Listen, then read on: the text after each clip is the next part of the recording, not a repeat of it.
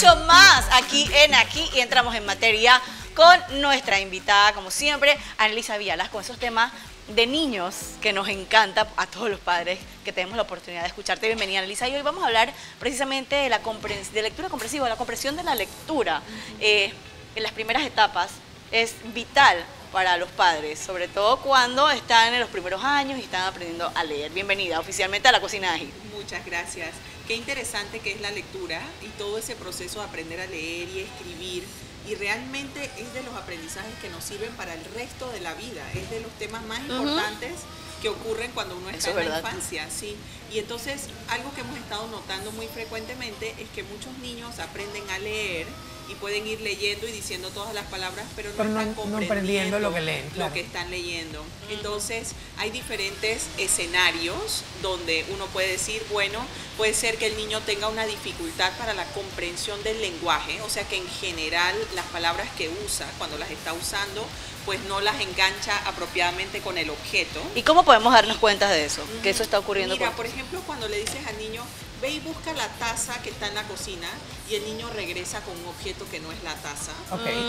A veces puede ser porque está despistado, que no está prestando atención, pero hay que observar con claridad para ver si es que realmente no ha memorizado que la taza es ese objeto y no es otro objeto. O que no es otro objeto que suena parecido. A mí me llama la atención un poco, por ejemplo, niños que de repente tienen la facilidad, como bien dices, para decodificar todo el tema de lo que leen. O sea, decir, agarrar y decir, hoy es Panamá, tal cual, pam, pim, pam, y lee fluido, y la maestra pone como que 5 porque la niña lee fluido, pero cuando vas a preguntar sobre el tema, de repente esa no es la niña que mejor le fue.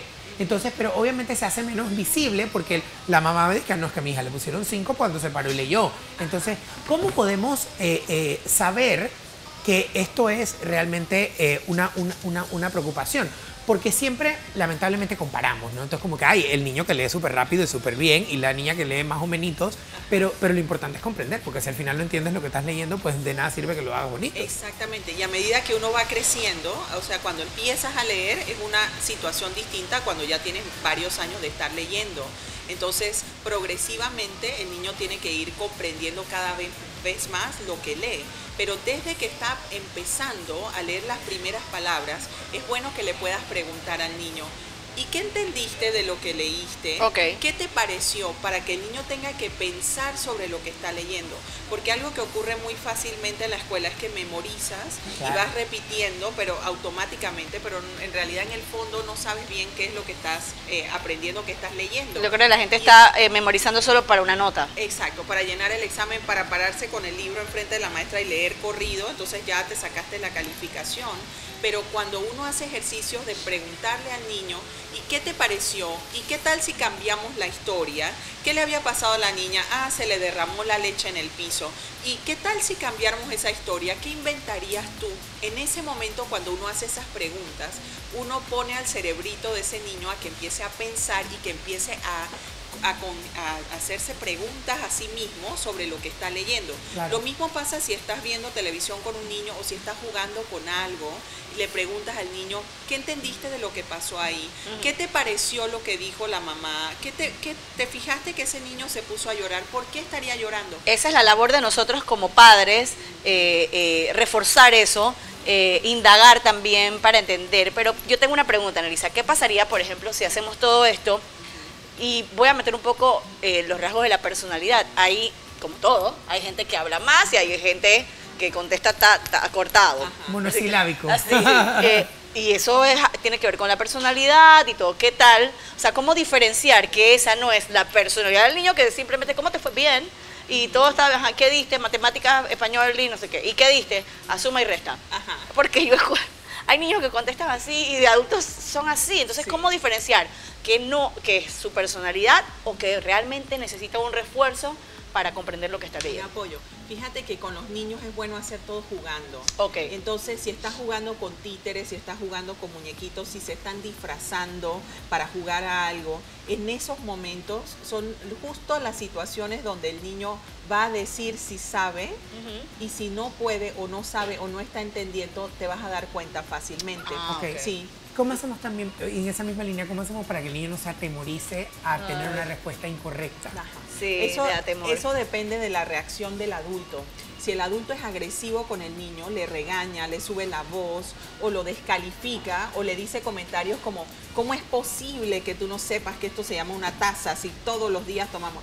Si hacen una intervención como esa, van a generar miedo en ese niño, claro, y el niño entonces se va a retraer y es muy fácil que se convierta en una persona que después te contesta monosilábicamente sí, no, y no se va a exponer a poder decir o hablar algo más. Ok, cuando no logra determinar si esto es una taza, estamos haciendo esto, ¿cómo debe ser o sea, cómo corregir sin que, o explicarle al niño sin que se sienta amenazado, sin que se sienta con el temor a equivocarse, porque en la vida todos nos equivocamos en algún momento, ¿no? Claro, lo importante es buscar otros momentos u otros espacios para jugar con tazas, para te entrego esta taza, dame la taza, busca la taza que está aquí sin que tengas otros objetos alrededor, y por repetición el niño lo va a ir aprendiendo. Pero fíjense qué interesante es el detalle de discriminar si está ocurriendo algo en el cuerpo del niño o no. Hay algunos niños que escuchan en ciertas frecuencias de ondas, pero en otras frecuencias de ondas no. Y para eso hay que hacer unos exámenes que se llaman audiologías. Y hay que ir con especialistas que se encargan de hacer esos exámenes. Entonces resulta ser que si el niño está escuchando cierto tono de voz, entonces sí captura la información, y si es otro tono más agudo o más grave, no lo captura. El cerebro es selectivo, el cerebro en este caso. El cerebro puede ser selectivo o puede haber una dificultad para la discriminación auditiva. O sea que pueden pasar varias cosas y uno puede decir, pero si ese niño habla, entonces escucha, entonces ¿por qué no hace tal cosa? Pero en realidad hay que evaluar con detalles para poder decir, mira, no hay ningún problema en el cuerpo, todos los órganos están funcionando muy bien, el cerebro, el oído, todo, y entonces esto se trata de un asunto de aprendizaje. O, por el contrario, encontramos otros niños que realmente sí tienen una dificultad. Ok, ahora te voy con esto. Por ejemplo, chicos que en verdad leen y en verdad abiertamente le dicen a sus papás, porque creo que hasta esto pasa, que le dicen, no sé, en verdad no sé. O sea, tú le dices todo, Dije, ¿qué entendiste? Dije, nada. No entendí nada. Sí, puede pasar. ¿Qué hacemos en esta situación? Estos son mis niños favoritos. Mira, ahí es interesante ver el comportamiento del niño con diferentes personas. ¿Qué ocurre dentro del aula de clases?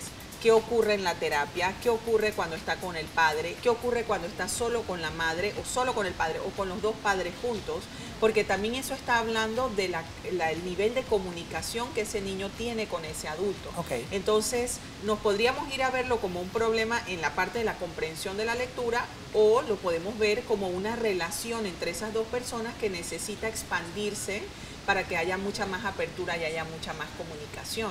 Entonces, cuando los niños están pequeñitos, uno va moldeando la conducta de ellos.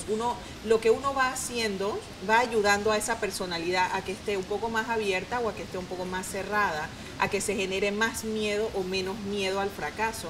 Y justamente de esa manera uno va ayudando al niño para que cada vez lo pueda hacer mejor. El tiempo apremia, pero que te quería preguntar esto. Precisamente una mamá que nos está viendo y dice, ay, Carrizo, yo soy de las que regaña, de la que ya dije, de la que no, que bruto, que no sé qué y tal, y quiere corregir. ¿Cómo corregimos? Y sacamos al niño de ese cuadro de miedo de no contestar. De estrés. Sí, primero como adulto tienes que parar de hacer eso. O sea, simplemente tomar la determinación un día y decir, yo no voy a hablarle más a mi niño de esa manera, ¿ok? Después que haces eso, pero bien conscientemente, te paras frente al espejo, te miras a los ojos y te dices a ti mismo en voz alta cuántas veces necesites decírtelo. Tal vez necesitas hacerlo muchos días, varios días, que no vas a volver a hablarle de esa manera al niño, que no le vas a descalificar, que no le vas a decir grosería, que no le vas a gritar y que no te vas a desesperar, ¿ok? Cuando tomas esa determinación, automáticamente tú misma te vas a dar cuenta que si tú empiezas a hablarle de una manera más juguetona y más divertida al niño, ese niño va a empezar a darte una respuesta diferente. Y entonces va a poder manejarse dentro de la situación de otra forma. Y las respuestas van a ser mucho más rápidas. Es decir, el progreso que uno va a alcanzar con ese niño va a ser más rápido a que si está metido en una situación de estrés donde hay un montón de presión y un montón de adultos regañándole y diciéndole cosas. Ahí vas a ver un cambio bien importante en el comportamiento. Claro, porque no va a sentir esa presión, ¿no? Exactamente. Y en la escuela, cuando los niños van creciendo, los otros niños también les empiezan a decir cosas, les empiezan a reclamar o el mismo niño empieza a ver que mi compañero al lado puede hacerlo más rápido que yo y yo no puedo. ¿Qué pasa cuando el niño viene con esa inquietud? Eso genera estrés y genera angustia dentro del niño. Eso es un momento importante para poder enseñarle al niño que uno compite contra uno mismo. Ok. No importa lo que está pasando tanto alrededor, sino que uno se va encontrando las dificultades que uno tiene y uno va trabajando para mejorarlas, y que cuando uno mira para atrás dice, ah, me acuerdo cuando yo no podía hacer esto y ahora sí lo puedo hacer. Es un momento, y ya para terminar, para reforzar las cosas en donde el niño sobresale. Exactamente, así es. Ok. Y lo valioso que es hacer el esfuerzo, y eso va ayudando a que el niño se empodere y tenga más seguridad de sí mismo. Interesantísimo, de verdad. Muchísimas gracias por estos datitos siempre, y creo que está en los padres observar, ¿sabes? Ver el comportamiento y no señalar si de repente no se aprende las cosas o no comprende tan rápido. Cada uno aprende a su modo también, ¿no? Exacto. Yo a veces me pregunto cómo hacen las maestras si cada uno aprende. Aquí nosotros todos aprendemos diferentes. ¿Cómo hacen para que una lección todo el mundo, todos los niños lo puedan entender? Es una labor muy, muy difícil, pero bueno.